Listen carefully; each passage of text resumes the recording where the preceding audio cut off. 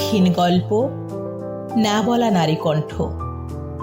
সেই সব গল্পের কথা বলি যেগুলো চুপচাপ থেকে গেছে চার দেয়ালের ভেতর, যাদের নাম হয়তো নেই ইতিহাসের পাতায়, তবুও তারা ইতিহাস গড়েছে।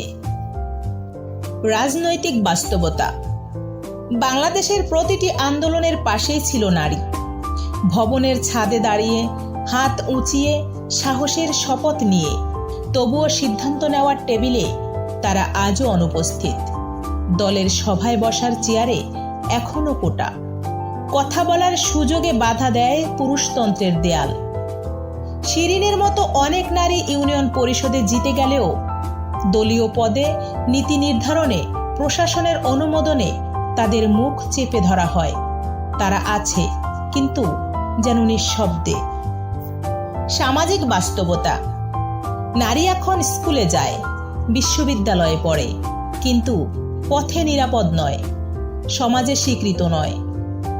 ঘরের বাইরে পা রাখলেই শুরু হয় সন্দেহের ছায়া।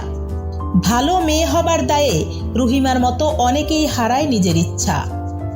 একজন নারী যদি শিক্ষিকা হয়, তাকে প্রশ্ন করা হয় শ্বশুরবাড়ির অনুমতি আছে তো?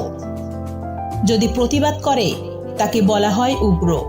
যদি চুপ থাকে, তাকে বলা হয় দুর্বল। এই সমাজ নারীর জন্য নীরবতা আর সাহসের মাঝখানে একটা ধাঁধা। অর্থনৈতিক বাস্তবতা। আজ দেশের অর্থনীতির চাকা নারীর কাঁধে। গার্মেন্টস, কলকারখানা, অনলাইন ব্যবসা, প্রবাস, সব জায়গায় তারা। তবুও মজুরি কম, নিরাপত্তা নেই, মালিকানা নেই। সুমিরা 1000 টাকার মজুরিতে 12 ঘন্টা কাজ করে, আর সিদ্ধান্ত নেয় এমন একজন লোক যারা জানেও না মাস শেষে চাল কিনে ফেরার কষ্টটা কেমন।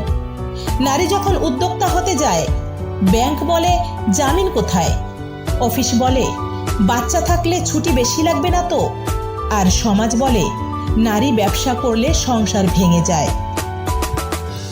তারপরও থেমে নেই।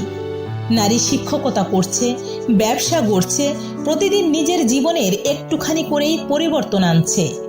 আজ তারা শুধু দাবিদার নয়, তারা পরিবর্তনের নির্মাতা।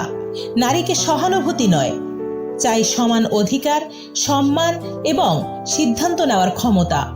এই গল্প শুধু কষ্টের নয়, এটি সাহসের, সংগ্রামের আর এক নতুন সকালের ডাকের।